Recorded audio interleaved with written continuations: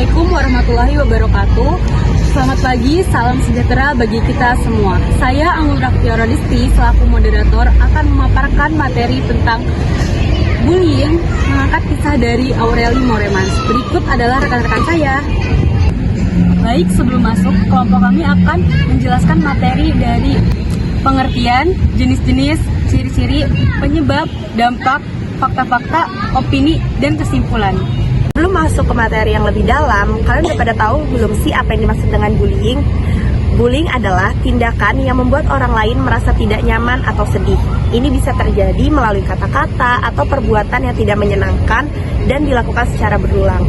Selanjutnya ada jenis-jenis bullying. Yang pertama, bullying fisik, dapat berupa memukul ataupun mendorong orang lain. Yang kedua, bullying verbal.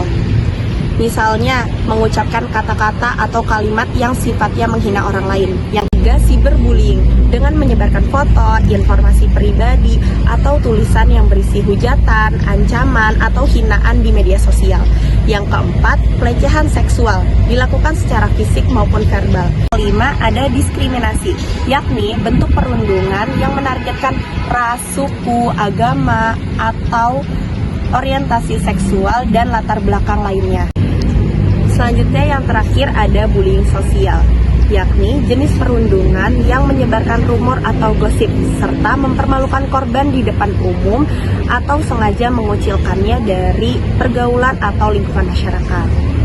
Ciri-ciri terjadinya bullying, yang pertama, umumnya selalu gelisah, cemas, dan waspada. Yang kedua, mengalami tanda-tanda kekerasan fisik. Yang ketiga, selalu menghindari situasi sosial. Yang keempat, menurunnya prestasi akademik di sekolah. Yang kelima, tidak tidur nyenyak atau bahkan mengalami mimpi buruk. Yang keenam, merasa tertekan setelah menggunakan gawai atau komputer. Yang ketujuh, menjadi tertutup atau seolah-olah menyimpan rahasia. Dan yang terakhir, menjadi agresif atau memiliki ledakan kemarahan yang tiba-tiba. Sebab terjadinya bullying, yang pertama ada dari korban bullying. Korban memiliki kekurangan dalam aspek fisik maupun psikologis, sehingga merasa dikucilkan. Lalu selanjutnya ada korban kurang pandai dalam berkomunikasi. Korban kurang mampu dalam membela diri. Korban memiliki sedikit teman, dan korban memiliki kepercayaan diri yang rendah. Selanjutnya ada dari pelaku bullying. Memiliki kontrol diri yang rendah dan tidak memiliki perasaan bertanggung jawab atas tindakan yang dilakukannya. Sulit menghargai orang lain. Sebelumnya pernah menjadi korban kekerasan sehingga merasa dirinya selalu terancam. Selalu ingin mengontrol dan mendominasi. Melakukan bullying sebagai bentuk balas dendam. Bullying memiliki dampak yang sangat besar bagi korban, baik secara fisik, mental, akademik, maupun sosial. Selain Hesti, nama Nikita Willy juga ikut terseret setelah dalam bukunya Aureli membeberkan fakta pernah dibully oleh artis terkenal di kala itu. Satu lagi tuh aku pernah ditawarin untuk masuk ke Judul Dia Lagi gitu. Terus produsernya bilang, tapi kamu harus potong pendek, kan dulu aku rambutnya kan panjang banget kan.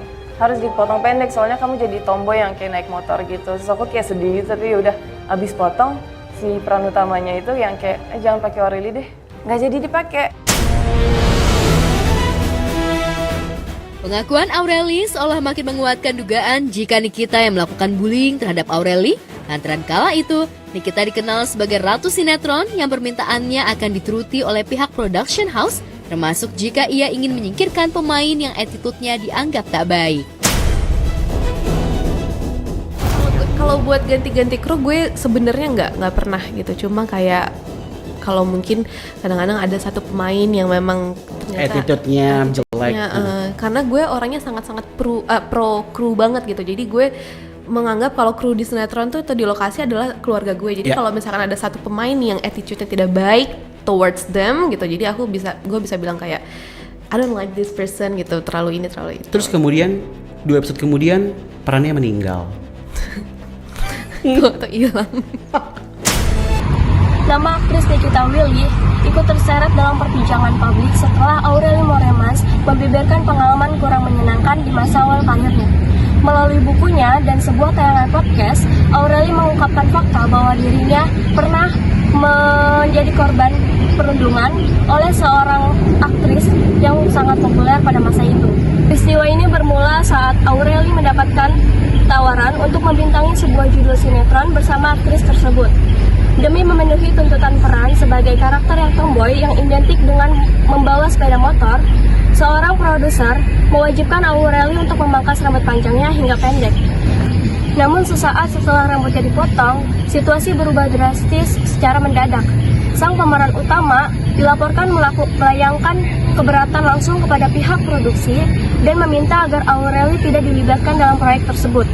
Akibat intervensi sepihak dari pemeran utama itu, Aureli akhirnya batal membintangi judul yang ditawarkan, meskipun ia telah melakukan pengorbanan fisik yang nyata demi peran tersebut.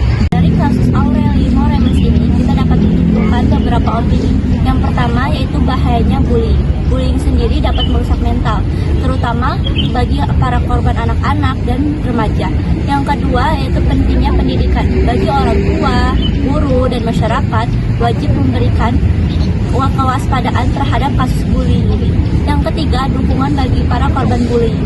Kita di sini harus mendukung dan menghormati keberanian para korban bullying. Yang keempat, hukuman dan sanksi. Bagi para pelaku bullying ini wajib diberikan sanksi yang tegas. Yang kelima, pentingnya kesehatan mental. Dari kasus Aureli Moremas ini, kita dapat menyadari pentingnya kesehatan mental, terutama bagi para korban yang mengalami trauma, sehingga perlu adanya dukungan dan juga perawatan yang tepat. Jadi kesimpulannya, bullying ini dapat berdampak buruk bagi kita sendiri maupun orang lain. Maka dari itu, mari kita menciptakan lingkungan yang aman dan menyenangkan, dan juga komunitas yang positif, agar semua orang dapat merasa dihargai. Sekian pemaparan dari kelompok kami, kurang lebihnya mohon maaf. Wassalamualaikum warahmatullahi wabarakatuh.